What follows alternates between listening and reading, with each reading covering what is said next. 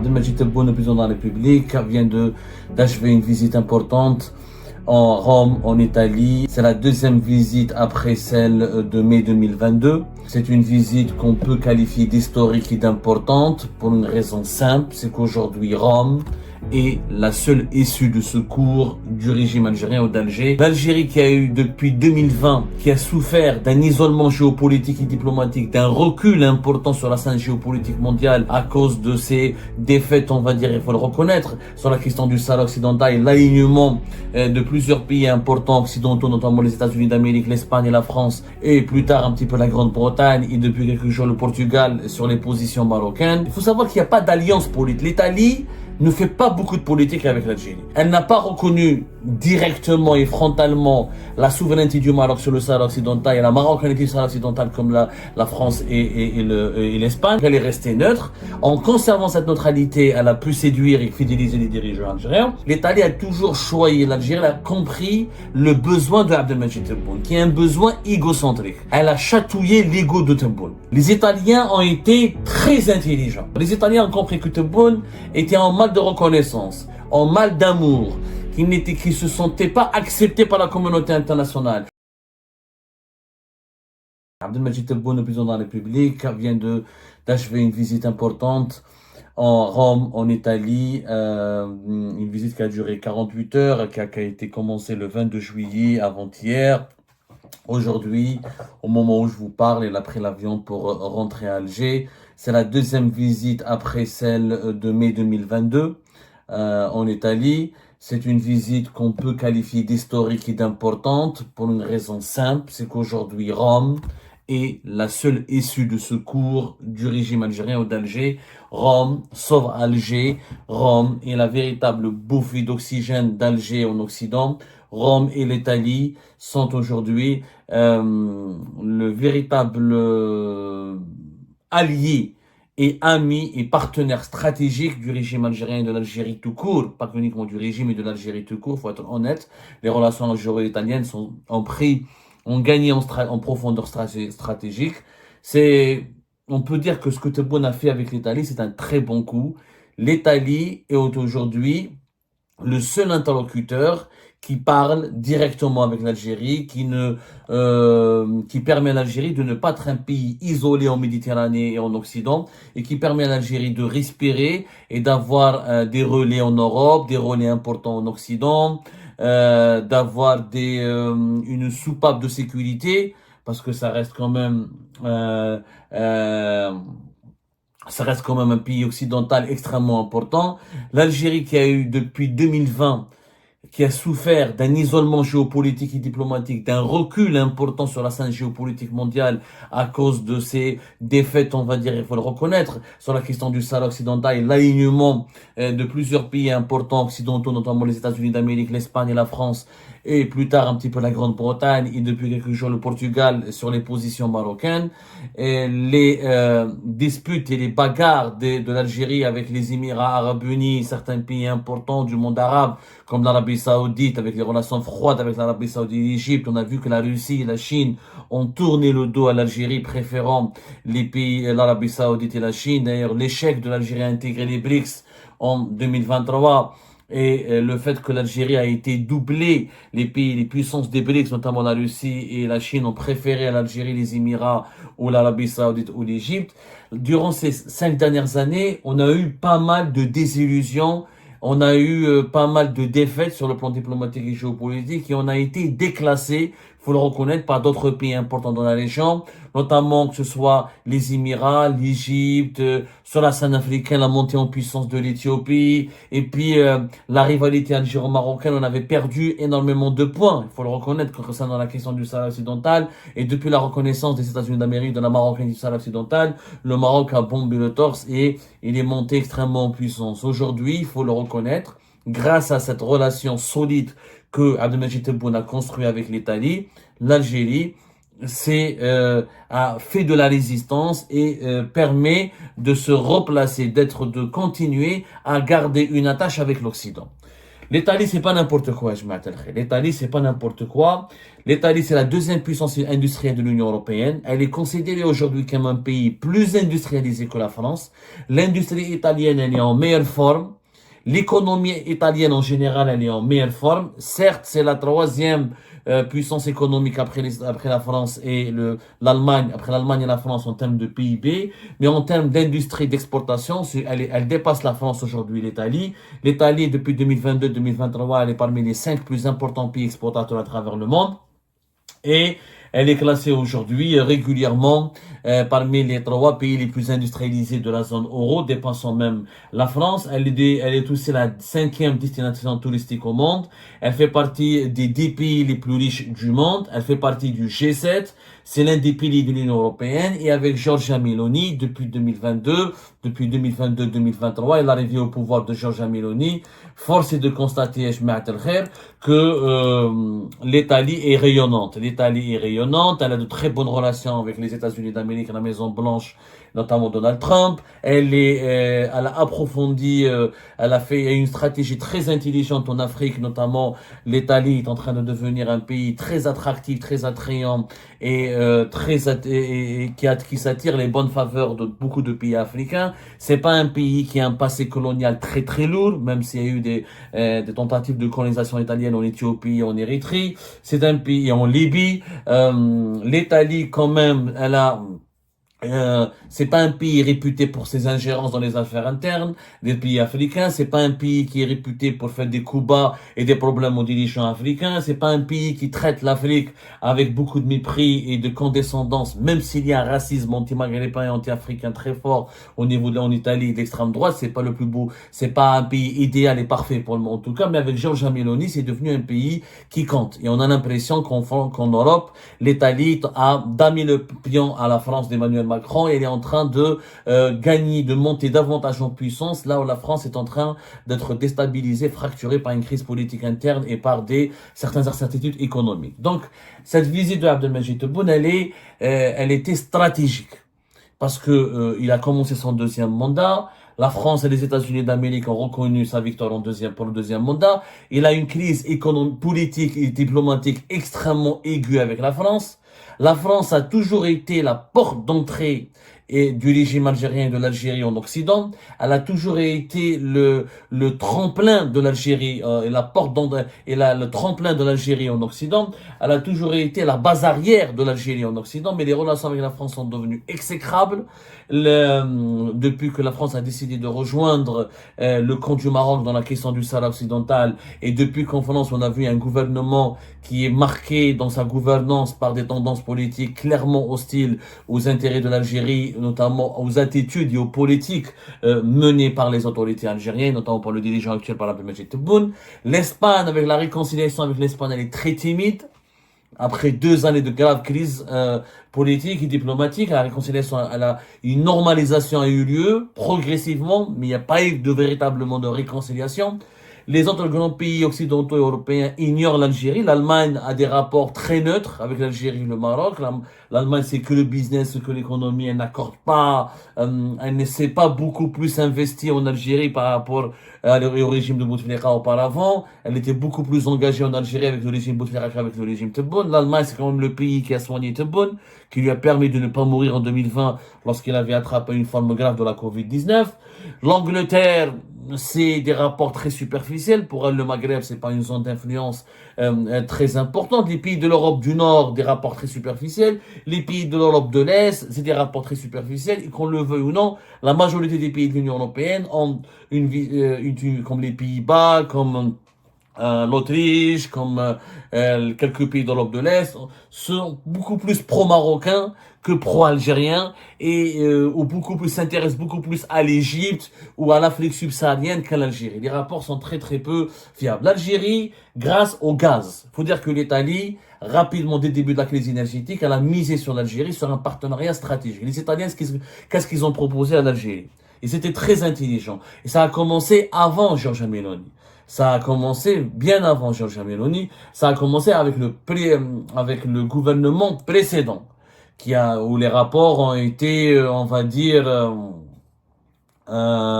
beaucoup plus. La première approche la première approche de constituer, pas une alliance. Il faut savoir qu'il n'y a pas d'alliance politique. L'Italie ne fait pas beaucoup de politique avec l'Algérie.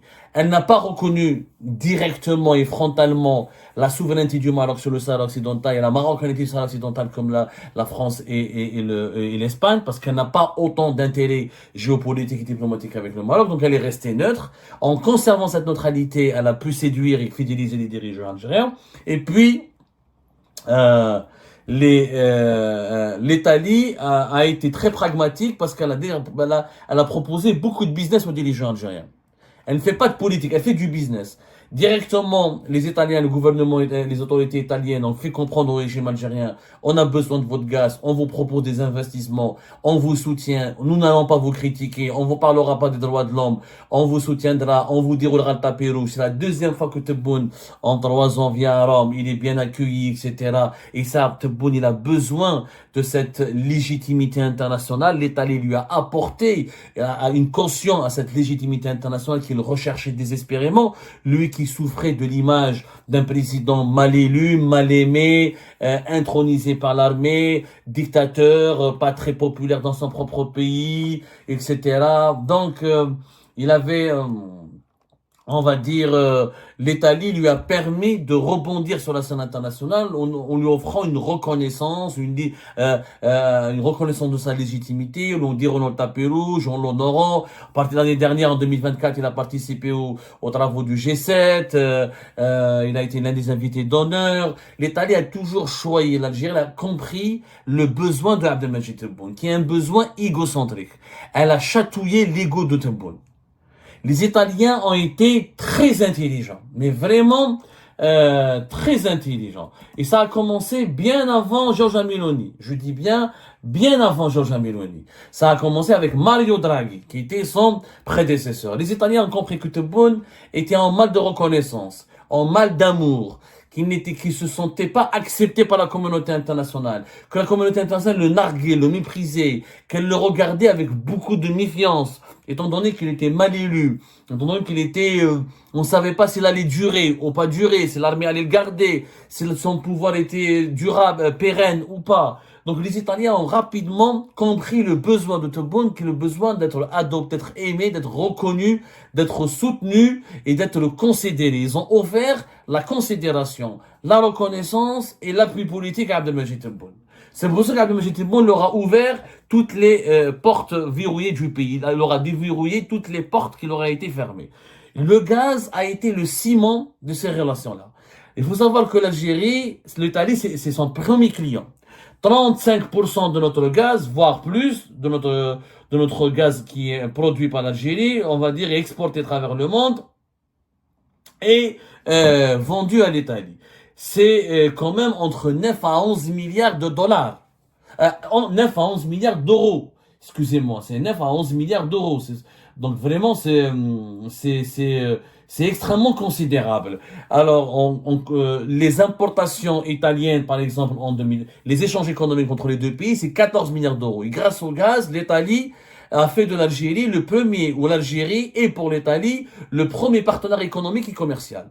Il faut savoir que entre gaz et pétrole, c'est 11 milliards de dollars. 11 milliards d'euros, excusez-moi, 11 milliards d'euros. Vous avez 9 milliards d'euros de gaz, à cela rajouter 1 milliard, entre 1 milliard et quelques, presque 2 d'hydrocarbures, un peu de pétrole et dérivés du pétrole, ça fait 11 milliards. 11 milliards d'euros. L'Italie, en 2024, elle a acheté pour 9,4 milliards d'euros de gaz à l'Algérie. Ce qui, même s'il y a eu une baisse de 23% par rapport à 2023, parce que le prix du gaz était beaucoup plus élevé en 2022 et en 2023, reste l'Algérie, depuis le début de la crise en Ukraine, elle est le premier fournisseur de l'Italie. Elle a toujours été l'un des fournisseurs importants. De par l'histoire, on a toujours été parmi les 2-3 plus importants. Mais la Russie, plusieurs fois la Russie, donc durant plusieurs années, c'est elle qui fournissait le plus de gaz à l'Italie. L'Algérie a toujours été seconde position, même s'il y a quelques années où elle était leader. Mais la Russie, régulièrement, durant ces 20 ou 30 dernières années, c'est la Russie qui a le plus dominé le marché italien.